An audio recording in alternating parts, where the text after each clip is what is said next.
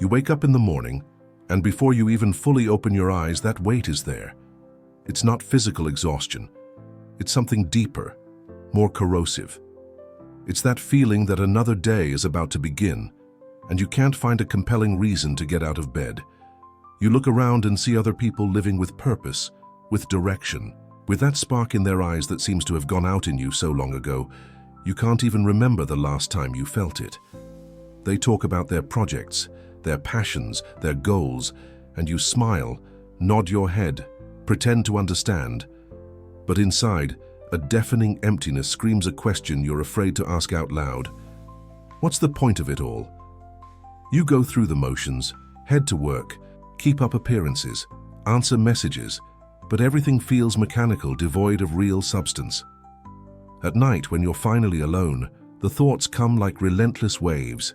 Does my life even matter? Do I matter? Would anyone really notice if I just stopped trying? You try to fill this void with distractions, with entertainment, with relationships, with external achievements, but nothing seems to work for long. The emptiness always returns, bigger and more insistent. You feel like an imposter in your own life, playing a role you didn't choose, following a script that makes no sense. And the worst part is the isolation. You look around and it seems like no one understands this, that you're alone in this experience of meaninglessness, that there's something fundamentally wrong with you because everyone else seems to have figured out some secret you missed. But what if I told you there's someone who not only understood this pain exactly, but lived it in its most extreme form, and still found answers that can completely transform your understanding of what it means to be human? Viktor Frankl survived 4 Nazi concentration camps, including Auschwitz, lost his entire family, had his life's manuscript destroyed, was reduced to a number, stripped of everything that defined his identity. And it was there, in the most improbable place in human history, that he discovered the most liberating truth about the meaning of existence. What you're about to discover aren't empty words of self-help or abstract philosophy disconnected from reality. These are insights forged in literal hell, tested under the most extreme conditions a human being can face, and validated by decades of clinical practice, helping thousands of people just like you find authentic meaning in their lives.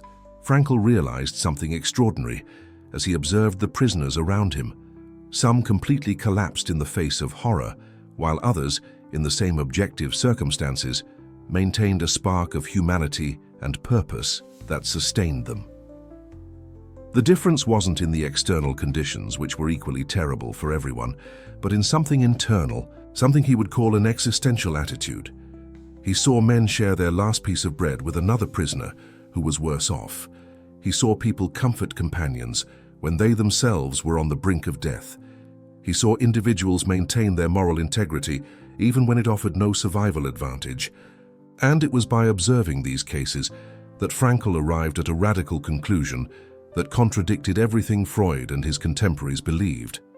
The primary human motivation is not the pursuit of pleasure or power, but the search for meaning. This discovery wasn't theoretical. It was visceral, lived, tested in circumstances where academic theories are shattered by raw reality. Frankl noticed that those who had a why to live could endure almost any how. The prisoners who kept alive the image of reuniting with a loved one, or who felt the responsibility to complete an unfinished work, or who saw meaning in simply witnessing the horror to tell the world, these had significantly higher survival rates. Not because they were physically stronger or younger, but because they had something to live for, a responsibility that called to them from the future. This understanding leads us to something profoundly disturbing about modern life. We live in an era of unprecedented material abundance, yet we experience levels of existential emptiness that Frankl called noogenic neurosis, rivaling any other era in history. People who have all their basic needs met, who live in safety, comfort, and freedom, still feel profoundly empty, useless, purposeless. Why? Because we, as a society, have obsessively focused on eliminating suffering and maximizing pleasure, but we've completely forgotten to cultivate meaning. Frankl observed that when you make pleasure the direct goal of life, you inevitably lose it. He called this hyper-reflection. The more obsessively you focus on being happy, the less happy you become. The more you try to force meaning through techniques or formulas, the more it eludes you. Meaning cannot be pursued directly. It must be discovered as a byproduct of dedicating yourself to something larger than yourself. The question that haunted Frankl wasn't merely academic. It was deeply personal and urgent. He saw people who had every objective reason to live, succumbing to despair, while others, with nothing, found the strength to carry on. This led him to develop what he would call logotherapy, a therapeutic approach centered not on digging into past traumas or manipulating behaviors, but on discovering future responsibilities. Frankl argued that the question we constantly ask is the wrong one. We shouldn't ask what we want from life, but rather what life wants from us. This inversion is revolutionary because it transforms you from a passive consumer of experiences into an active agent of meaning. You're no longer waiting for the world to hand you purpose. You're recognizing that the world is constantly asking you, calling you, challenging you to respond in unique ways that only you can. Every life situation, Frankl argued, is a question existence poses to us, and we answer not with words, but with our actions and attitudes. Think about it. You don't choose the circumstances of your life, the family you were born into, the talents you were given, the limitations you carry, the tragedies you face. But you always retain the fundamental freedom to choose your attitude toward those circumstances. Frankl called this the last of the human freedoms, the ability to choose our attitude in any given set of circumstances, to choose our own way. In the concentration camps, where the Nazis controlled every aspect of the prisoners' lives, this was the one freedom that couldn't be taken away. They could destroy the body, but they couldn't force the soul to surrender. And Frankl saw this freedom being exercised daily. The prisoner who chose to comfort another, rather than hoard his last bit of strength for himself, was exercising this freedom. The person who chose not to steal food when they could have done so with impunity was asserting their humanity through a moral choice. These weren't choices that guaranteed survival. Often they were choices that hastened death. But they were choices that preserved something more important than mere biological existence. They preserved meaning, dignity, the very essence of what it means to be human. And now I want to pause and really talk to you. I know many of you watching this video carry this feeling of pointlessness in silence, thinking something is fundamentally wrong with you because you can't seem to feel the meaning that others seem to find so easily. So tell me here in the comments, have you ever felt invisible in your own life? Like your actions didn't really matter, like you could just disappear and nothing would change? If so, simply type, "I feel invisible." That's all. And know that by doing so, you are helping other people here in the comments feel less alone. Your courage to speak about it in the comments creates a safe space for others who feel isolated in this experience. When you share, you not only validate your own experience, but show dozens of others that they are not alone in this search for meaning. Let's build a community of courage and authenticity here. Now, returning to what Frankl discovered, there's something even deeper that needs to be understood. He identified 3 main pathways through which we can discover meaning in life, and the genius is in recognizing that at least one of these pathways is always available, regardless of circumstances. The first pathway is through creating something or achieving a deed, contributing something unique to the world through your work, your art, your ideas, your creations. This is the most obvious pathway and the one most people focus on, finding meaning through accomplishments. But Frankl knew that it wasn't always possible to create or achieve. In the camps, prisoners couldn't create anything. They couldn't undertake projects. They had no control over their actions. So he identified a second pathway, finding meaning through experiencing something or encountering someone, through beauty, nature, culture, but most importantly, through genuine love for another person. Frankl recounts how he would hold imaginary conversations with his wife as he marched through the biting winter cold, not knowing if she was still alive. He realized that the love he felt for her transcended her physical presence completely. True love, he argued, is not dependent on the beloved being present or even alive. It is a way of apprehending another person's unique essence, and that apprehension can sustain and give meaning even in total absence. But still, Frankl recognized that there could be situations where neither creating nor experiencing love were possible, and that's where he identified the third pathway, the most profound and paradoxical one. finding meaning through the attitude we take toward inevitable suffering. This third way is where Frankl's thinking becomes truly revolutionary and challenging. He wasn't romanticizing suffering or suggesting we should seek it out. Frankl was very clear. Suffering that can be avoided should be avoided. Pain that can be eased should be eased. But he recognized a brutal truth that modern society desperately tries to deny. There is unavoidable suffering in life. There is pain that cannot be eliminated, loss that cannot be reversed, limitations that cannot be overcome. And in the face of this unavoidable suffering, we still have the fundamental choice of what attitude to adopt. We can become bitter, resentful, broken, or we can transform that tragedy into human triumph through the testimony of a dignified attitude.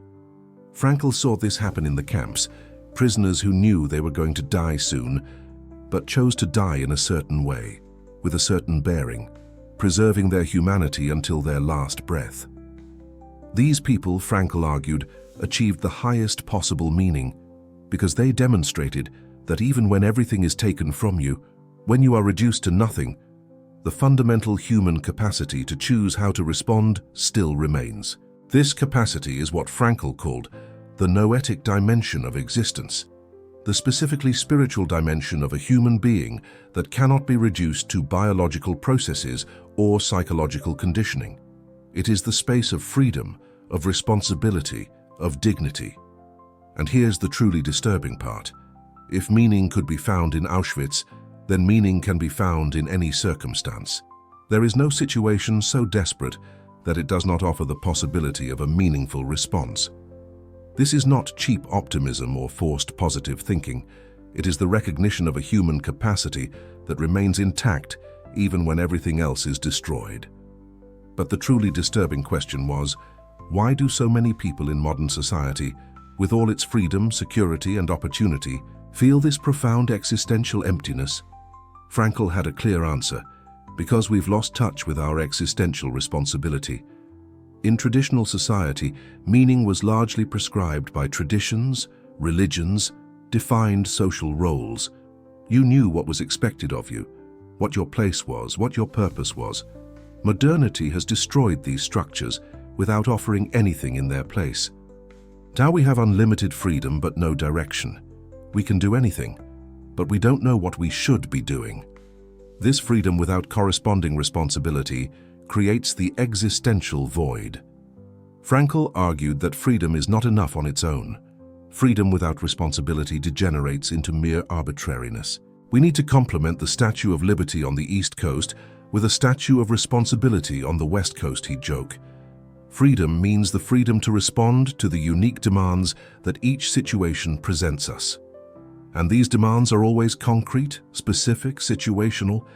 There is no universal formula for the meaning of life because meaning is unique to each person in each moment.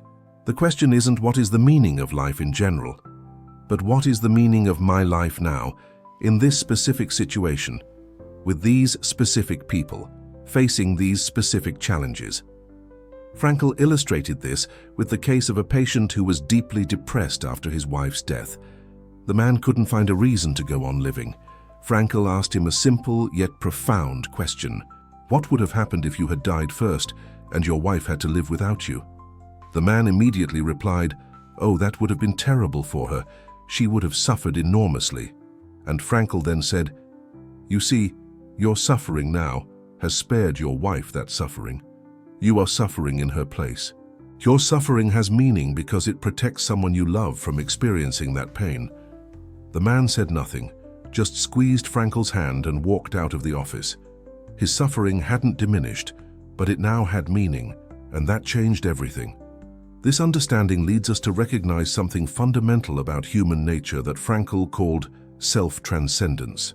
To be human means always to be pointing beyond yourself, to something or someone other than yourself. The more you forget yourself, dedicating yourself to a cause or loving another person, the more fully human you become. Happiness cannot be pursued. It must ensue as the side effect of your dedication to something greater.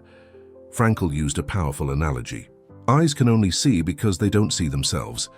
If you have cataracts and start to see your own eye, it interferes with your vision of the world. Likewise, when you become hyper-aware of yourself, constantly monitoring your own happiness or meaning, you lose the capacity to actually experience them. He developed therapeutic techniques based on this principle. Dear reflection involves redirecting the patient's attention away from themselves and towards something in the world. For example, people with insomnia become obsessed with trying to sleep, which keeps them awake. Frankl would advise them to try to stay awake as much as possible, and paradoxically, this would help them fall asleep. People with social anxiety become hyper-aware of themselves, which intensifies the anxiety. Frankl would teach them to genuinely focus on other people, on contributing to the conversation, on serving others, and the anxiety would diminish as a side effect. Paradoxical intention involves wishing for precisely what you fear. A patient who feared trembling in front of others would be instructed to try to tremble as much as possible. This inversion would break the cycle of fear and symptom. These techniques work because they recognize that you are not your anxiety, you are not your symptoms, you are not your thoughts. You have the capacity to distance yourself from these experiences, to observe them, even to make fun of them. Frankl called this self-distancing. The human capacity to create distance between yourself and your own psychological states. You can be anxious and simultaneously observe your anxiety with a certain irony or humor. This capacity is only possible because of the noetic dimension, the specifically human dimension that transcends the merely psychological. What does this mean for you today? Sitting there feeling useless while watching others seemingly find meaning with ease. First, you need to recognize that the feeling of uselessness isn't a flaw in you, but often a sign that you're asking the wrong question. You're asking what life can give you, when you should be asking what life is asking of you. Second, you need to accept that meaning won't come through grand dramatic achievements or constant transcendent experiences. Meaning is found in the small, daily choices of responding authentically and responsibly to the specific demands of each situation. It's the choice to be kind when you could be cruel, to be honest when you could lie, to do your job well even when no one is watching, to be present for someone in need even when you're exhausted. These seemingly small choices are exercises of your essential freedom and contribute to the fabric of meaning. Third, you need to understand that your suffering, your struggle, your feeling of emptiness are not enemies to be eliminated at all costs, but can be transformed into profound teachers. Frankl wasn't saying you should enjoy suffering or seek it out, but that when inevitable suffering arrives, you have the choice of what attitude to adopt towards it. You can let it crush you, or you can use it as fuel for growth, compassion, and deeper understanding. Fourth, you need to recognize your essential uniqueness. No one else has your exact combination of experiences, talents, limitations, relationships, and circumstances. This means there are responsibilities that are uniquely yours, contributions that only you can make, even if they seem small or insignificant. Frankl told the story of an elderly doctor who was depressed after his wife's death. Frankl asked him, "If you were to die and your wife survived, what would happen?" The doctor said she would suffer terribly. Then Frankl said, "You see, your suffering now has meaning because it spares your wife that pain. This reframing didn't eliminate the suffering, but it gave it a meaning that made it possible to bear it with dignity." If these ideas are resonating deeply with you, if you feel you finally found someone who understands this search for genuine meaning beyond superficial answers, subscribe to this channel. Here we explore Frankl's thought and other humanist philosophers weekly, offering real answers to the existential void so many of us carry in silence. You don't have to walk this journey of self-discovery alone. This channel exists to create a space where we can explore these profound questions about meaning, responsibility, and existential authenticity together. Hit that subscribe button and become part of this community of people brave enough to question, to seek, and to grow. Now, there's something else Frankl discovered that's essential to understanding why you feel useless while others find meaning. He identified what he called the tragic triad of human existence: suffering, guilt, and death. These three realities are inevitable. We will all suffer. We will all fail and carry guilt. We will all die. Modern culture desperately tries to deny or avoid these realities, creating a fantasy of a life without pain. without failure, without end. But this denial doesn't eliminate these realities. It just leaves us unprepared and desperate when we face them. Frankl argued that we need to integrate the tragic triad into our understanding of life, not as obstacles to meaning, but as an essential part of the human condition that can be transformed into triumph through our attitude. Suffering, when unavoidable, can be transformed into human achievement through the witness of a dignified attitude. Genuine guilt calls us to responsibility to change, to grow, to do better. And death, far from making life meaningless, shares precisely what gives urgency and specificity to meaning. If we had infinite time, we could indefinitely postpone our responsibilities. But because our time is limited, every moment matters, every choice counts, every lost opportunity is lost forever. Death makes life precious, not meaningless. Frankl also distinguished between different types of values through which we find meaning. Creative values involve what we give to the world through our works and actions. Experiential values involve what we receive from the world through experiences like beauty, truth, love. And attitudinal values involve the attitude we adopt in the face of situations we cannot change. Frankl's genius was in recognizing that attitudinal values are always accessible, even when the others are not. You might be completely physically incapacitated, unable to create anything or experience beauty, but you can still choose your attitude towards that limitation. And that choice of attitude can be the highest realization of your humanity.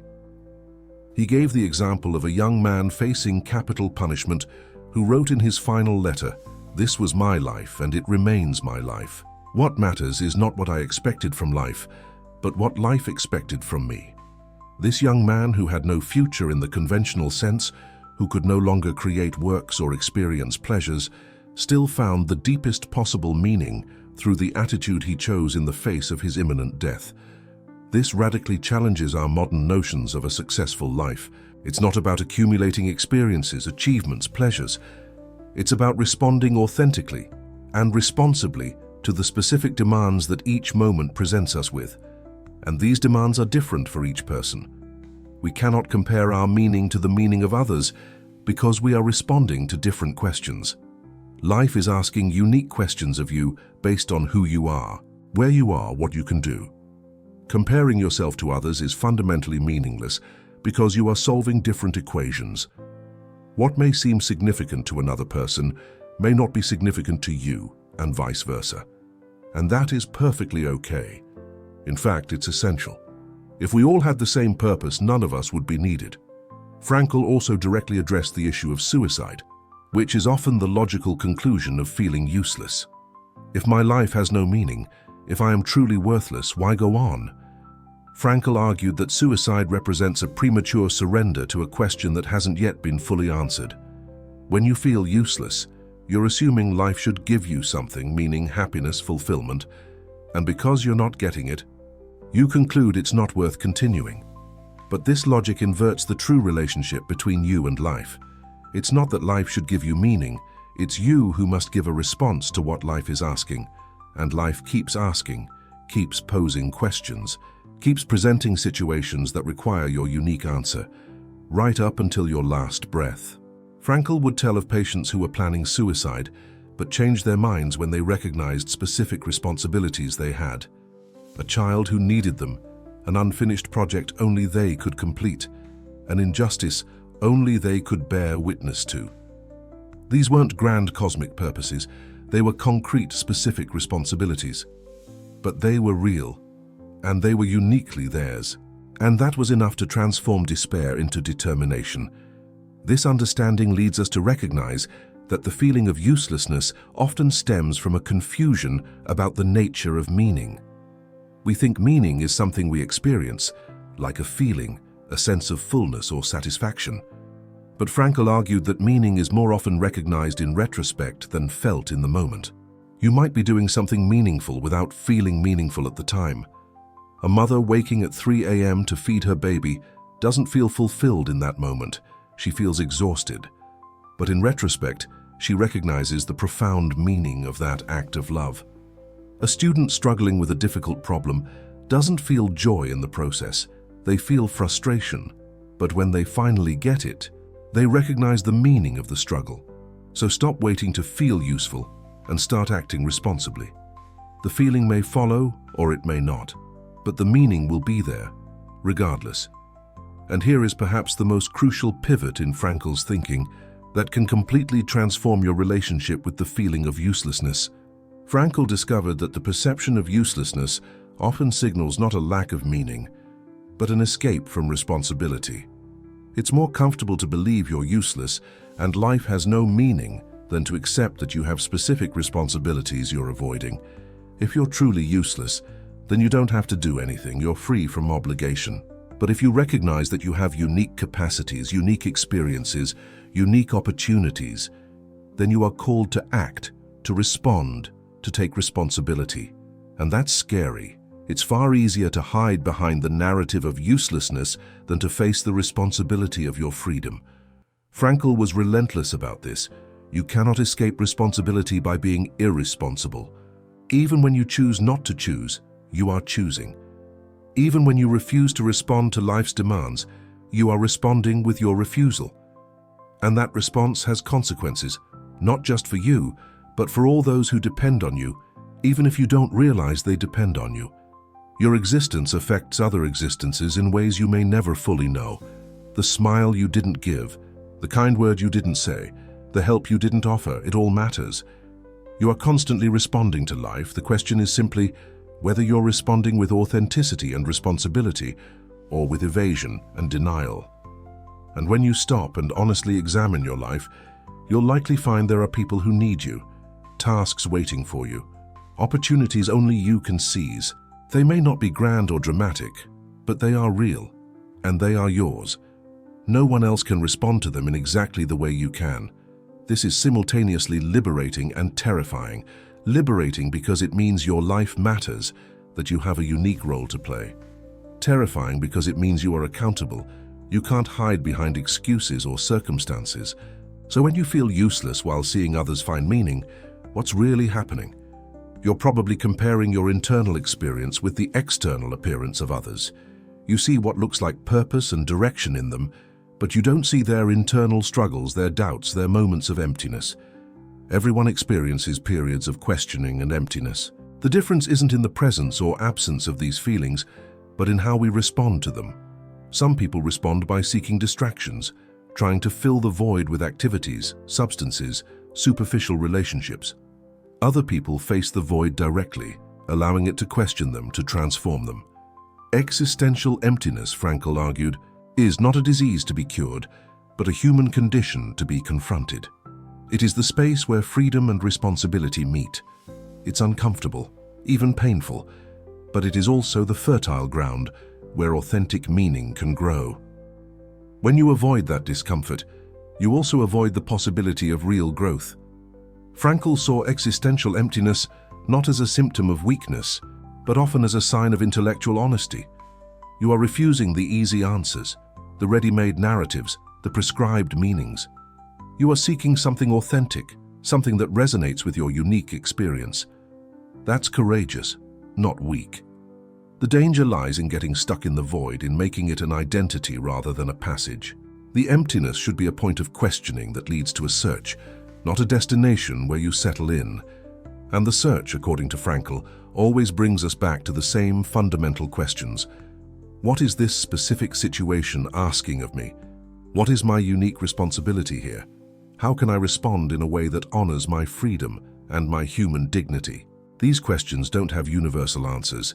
The answers are always situational, always unique, always yours. And that is precisely what makes human life precious. You are not executing a predetermined program. You are creating your unique response to the unique existence that is your life. If you've made it this far in the video, there's a reason. Something in these ideas is resonating with you, making you question your assumptions about meaning and worthlessness. Don't let this moment pass without acting on it. Hit that like button so more people can discover these transformative truths from Frankl. Share in the comments how these ideas are shifting your perspective on your own life. And if you haven't subscribed yet, do it now. This channel is dedicated to diving deep into these existential questions most people would rather avoid. Together, we're building a community of individuals willing to face the big questions of human existence with courage and authenticity. You belong here. Your questioning, your searching, your struggles, all of it is welcome and valued here.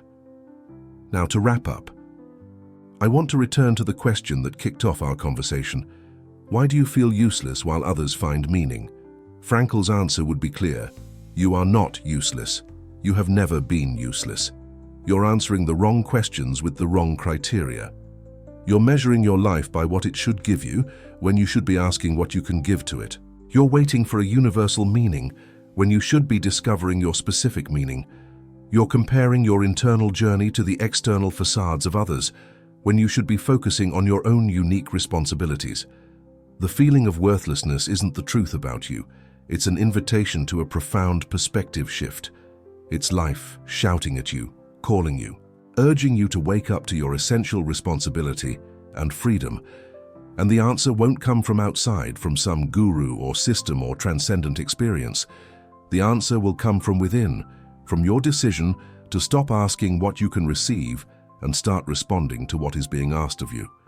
Frankl survived the worst hell humanity has ever created and found meaning not despite the horror, but through his response to the horror. If he could do that in Auschwitz, you can do it in your circumstances, not because your struggles aren't real or important, but because you possess the same fundamental human capacity Frankl had.